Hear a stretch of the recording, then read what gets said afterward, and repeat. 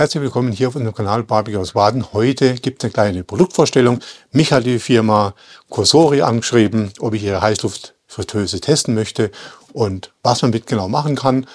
Das zeige ich euch nach dem Intro.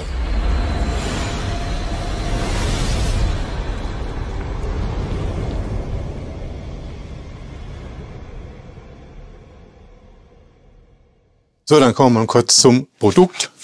Ich glaube, jeder hat die schon mal gesehen.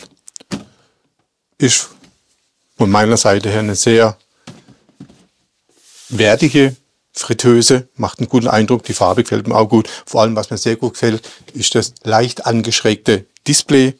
Sehr gut lesbar. Was mir auch gut gefällt, ist das mit dem Knopf. Kann man gerade rausziehen, was ich sehr gut finde. Dann haben wir hier die Einlage oder die Rosterhöhung, wie man es auch nennen möchte, dass die Luft ordentlich zirkulieren kann. Die Cosori steht da unten dran, hat einen DC-Motor, das ist Gleichstrom. Dadurch soll die Fritteuse etwas leiser laufen. Würde mich freuen, wenn das so wäre. Die einzelnen Möglichkeiten, die zeige ich euch jetzt. Da hole ich euch aber ein klein wenig näher heran. Ach ne, eins habe ich natürlich da noch vergessen. Es gibt ein Rezeptbuch, wo ganz interessant ist. Dann gibt es eine App da dazu, die kann man sich runterladen. Das habe ich jetzt noch nicht gemacht, weil ich weiß nicht, ob ich das unbedingt brauche. Dann gibt es noch eine Schnellanleitung. Das brauchen wir jetzt erstmal nicht, weil ich denke, das Display ist auch selbsterklärend. Das zeige ich euch gleich nochmal und da sehen wir uns. So, kurz die Stellung gewechselt. Da ist das Display. Ich hoffe, man kann es einigermaßen gut erkennen durch die Kamera. Was natürlich da wie bei allen Fritteusen ist, wenn ich den Korb rausziehe, erlischt das Display. Ach, der Korb hat 6 Liter Fassungsvermögen und ich habe mal nachgemessen, das sind 11 cm und wenn die Rosterhöhung drin ist, sind es glaube ich 9,5 oder 9, weiß ich nicht mehr ganz genau. Also reichlich Möglichkeiten und wir fangen mal oben an. Das ist Preheat. Das heißt, Vorheizen habe ich bei einer Heißluftfritteuse so noch nicht gesehen, was ich sehr interessant finde. Da verringert sich natürlich auch die Garzeit. Dann haben wir hier Reheat, das ist Erwärmen. Wie gesagt, ihr seht da unten, das ist ein Turbogerät. Das hat jetzt, Moment, ich bin zu weit. Reheat 4 Stufen, also das Gebläse läuft auf Stufe 4. Und bei Preheat war es auch auf 4. Bei Dörren habt ihr 55 Grad. Ihr kennt da die Temperatur bis maximal, wie lange geht die? Dörren bis 95 Grad. Okay, die könnt ihr selber für euch einstellen und genauso die Zeit. Dann haben wir hier Backen. Wenn ihr mal ein Brot backen wollt oder einen Kuchen backen, ist die Stufe aus 165 Grad eingestellt, 20 Minuten. Das müsst ihr nicht individuell anpassen.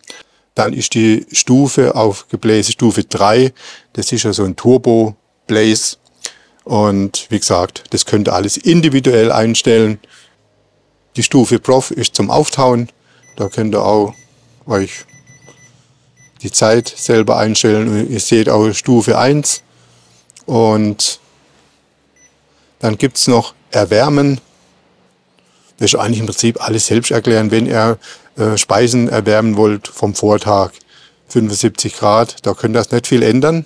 Das bleibt wie es ist, nur die Zeit könnt ihr verändern. Finde ich auch vernünftig.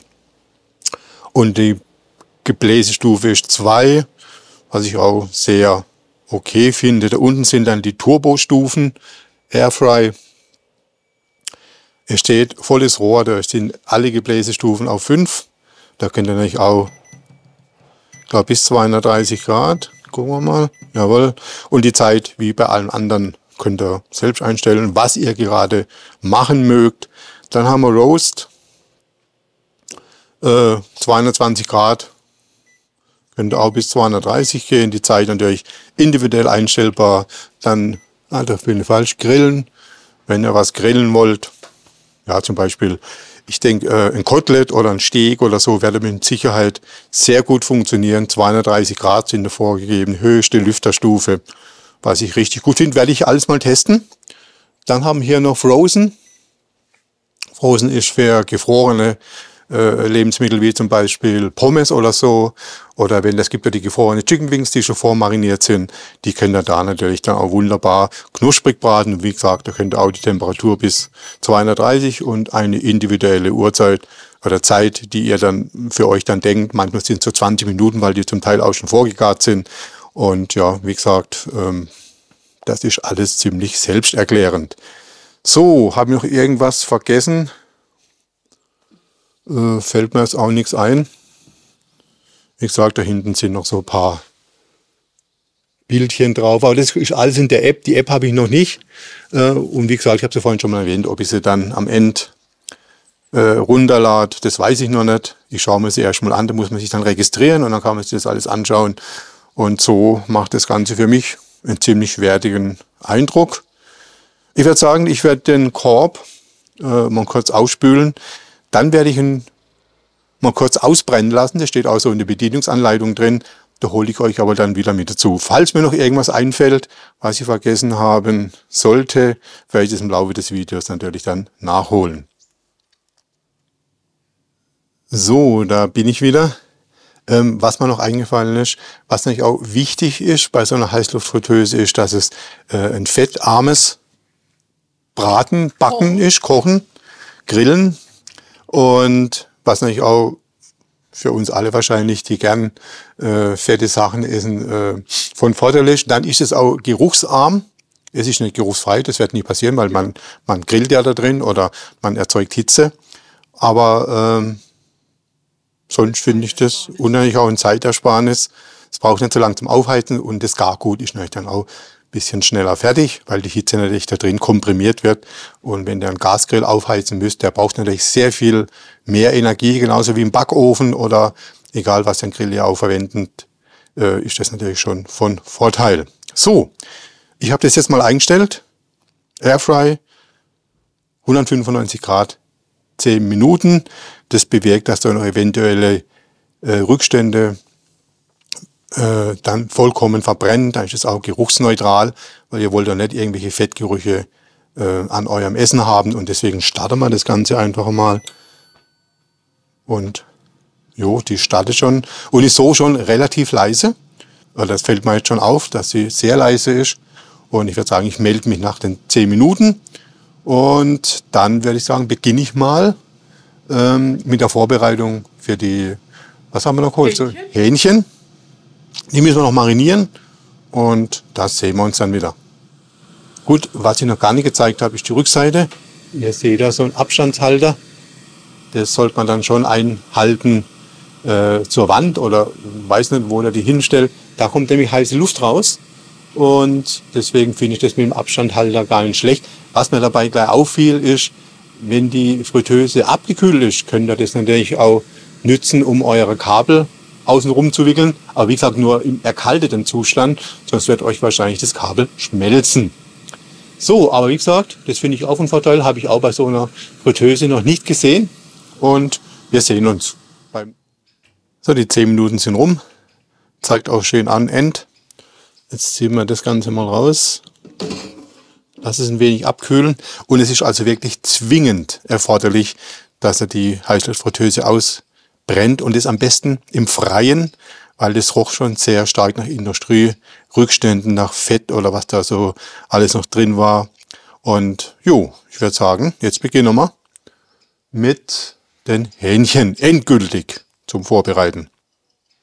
So, für unseren ersten Test von der Cosori Heißluftfritteuse haben wir gedacht, wir nehmen so handelsübliche Hähnchenunterkeulen und ich werde sie marinieren mit Joghurt, Agavendicksaft und wir waren vor kurzem in Marokko, da haben wir es extra draufgeschrieben, da haben wir uns Ras El Hanout zusammenmischen lassen. Direkt vor Ort aus der Mühle. Das hat fantastisch gerochen und das riecht immer noch. Schaut euch das an. Das ist ein Traum. Bisschen Salz dazu und das war schon. Ja? Mehr braucht man da gar nicht machen. Jetzt mache ich zuerst mal ein wenig Joghurt dazu. Welchen ihr da nehmt. Am besten den ihr gerade zu Hause habt. So. Jetzt kommt Salz dazu, weil das wisst ihr ja auch, in dem Ras El Hanout ist kein Salz drin. Oder sollte nicht drin sein. Bringe ich mal ein bisschen was rein, weil probieren müsst ihr natürlich nachher schon, ja. Dann mache ich gleich ein wenig Süße dazu. Da könnt ihr natürlich auch Honig verwenden oder ja, was da so an Süße zu Hause habt, Zucker, braunen Zucker, was ihr gerne machen möchtet. So, dann kommt unser Ras El Hanout dazu. Und ich kann es immer sagen, ich bin echt begeistert. Und das sieht man, dass es auch nicht so fein ist. Seht ihr das? Das ist nicht so wie es mir, so richtig fein gemahlen. Es hat noch Struktur. Und ja, ich denke, das lasse ich einfach mal von der Menge her. Weil das ist doch sehr intensiv. Dann rühren wir das Ganze mal.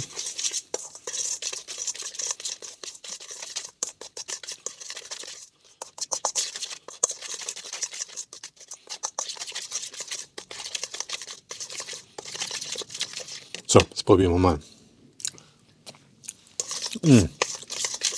Boah, das ist mega intensiv. Also da braucht er echt nicht sehr viel. Und jetzt kommen die Hähnchen dazu. Ich habe deswegen eine Marinade mit Joghurt gewählt. Einfach mal, um zu sehen, ob das dann auch funktioniert. Machen wir gleich wieder weg.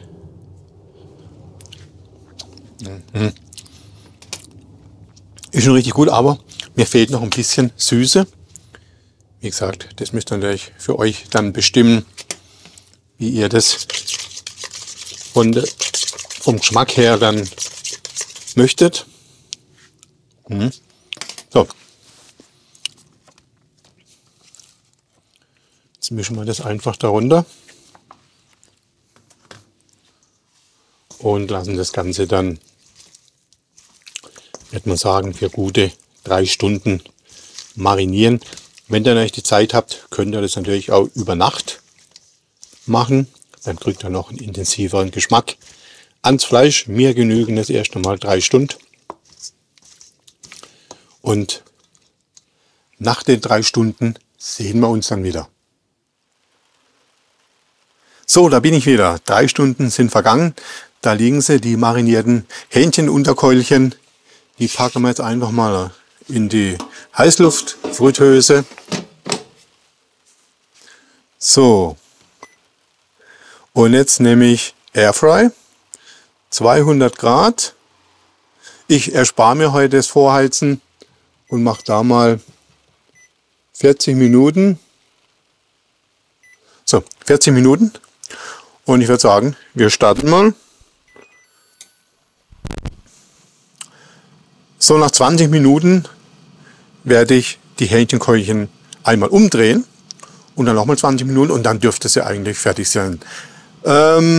Wie gesagt, wer möchte, kann das Ganze natürlich auch gerne auf Vorheizen. Das ist ein Preheat. Werde ich das nächste Mal machen. Jetzt habe ich die Hähnchenkeulchen schon im Korb platziert und deswegen starte ich direkt. Das geht ja auch relativ schnell. So, ich habe die Fritteuse inzwischen ausgeschaltet. Ich habe sie auch 10 Minuten früher ausgeschaltet. Ich habe die Temperatur da drin unterschätzt. Es sieht eigentlich so ganz lecker aus. Habe jetzt gebraucht genau 30 Minuten bei 180 Grad. Ich habe es ein bisschen runter von 200 auf 180. Da müsst ihr echt aufpassen. Die hat mega viel Schub und die sehen richtig lecker aus. Also kann man nicht meckern. Wir werden es jetzt probieren. Und dann gibt es natürlich wie gewohnt bei mir noch ein Abschlussfazit und ich bin echt gespannt. So, da bin ich nochmal. Fazit, Cosori, Heißluftfritteuse. Naja, ihr habt das selber mitgekriegt. Ich habe jetzt kein großes Tamtam auf Produktvorstellungen gelegt. Ja, jeder weiß, wie Heißluftfritteuse funktioniert. Es gibt viele Videos auf dem Markt schon, die das genauer erklären. Wenn es jemand interessiert, einfach mal kurz Cosori Heißluftfritteuse eingeben. Da gibt es hunderte Videos, die das genauer erklären. Für mich ist wichtig der Praxistest und der hat mir nämlich gezeigt, dass man bei der Fritteuse viel, viel mehr machen kann als Pommes und ein paar Brötchen aufbacken. Das ist für mich immer ganz wichtig. Natürlich ist die Fritteuse auch ziemlich wertig, das muss man einfach so sagen. Und ich bin echt begeistert, auch von dem Bedienfeld, ja, muss ich mal ganz kurz einfügen. Aber der Praxistest ist für mich das A und das O. Und mit den Hähnchen hat man ja dann selber gesehen. Ich habe extra eine Marinade gewählt mit Joghurt, weil Joghurt karamellisiert schnell durch den Milchzucker. Und natürlich mit dem Gewürz, das war jetzt mega lecker, ja, aber das war ja auch gar nicht im Vordergrund gestanden, sondern einfach, wie verhält sich das Produkt in der Heißluftfritteuse. Und ich muss da echt sagen, ja, du musst aufpassen, die hat richtig Schub, gerade auf dem Turboprogramm, ja, wo die Lüftung auf 5 läuft, ja, da hat die richtig Schub, ja. Da muss man echt aufpassen. Wenn man jetzt nur mit Salz und Pfeffer und ein bisschen Paprika arbeitet, wäre das wahrscheinlich nach 20 Minuten genau der richtige Zeitpunkt gewesen zum Rumdrehen. Bei mir war es nach 15 Minuten, da war schon richtig Zeit, ja. Also wie gesagt, da muss man richtig aufpassen.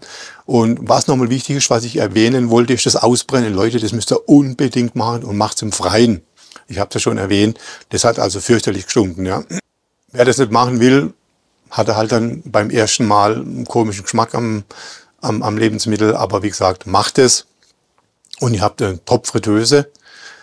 Ich werde noch einige Videos machen. Ich werde wahrscheinlich auch mal Pommes machen. Gell. Einfach mal, um zu checken. Wir haben noch eine andere Fritteuse, Heißluftfritteuse. Da machen wir mal so einen kleinen Vergleich dann. Wo sind die Unterschiede? Und es gibt noch viele Sachen, da ist so ein Rezeptbuch dabei, da könnt ihr auch mal reinschauen. Ihr könnt auch die App runterladen, das werde ich jetzt nicht tun. Das brauche ich nicht. Ich lasse mir ein paar Sachen einfallen und die probiere ich dann ganz einfach. Aber wie gesagt, das war das erste Video, es werden noch welche kommen. Ach, eins wollte ich noch kurz erwähnen, was man natürlich mit so einer Fritteuse hat. Ich habe es schon gesagt, das ist natürlich auch Zeitersparnis. Es ist nicht ganz so geruchsintensiv, wie wenn das ein Backofen macht. Wenn ihr die Möglichkeit habt, draußen so wie ich das zu machen, dann ist es perfekt, ja. Und natürlich auch energiesparend, ja. Das braucht weniger Energie wie jetzt ein Backofen. Oder ein Gasgrill braucht natürlich auch dann entsprechend Gas, um den Raum zu erhitzen. Ja, ich hoffe, euch hat das Video gefallen. Wenn dem so ist, ein Abo würde mich riesig freuen drüber. Ein Kommentar, ganz klar. Und vergesst die Glocke nicht zu aktivieren. Bis zum nächsten Video. Ich bin raus, euer Thomas. Ciao, ciao.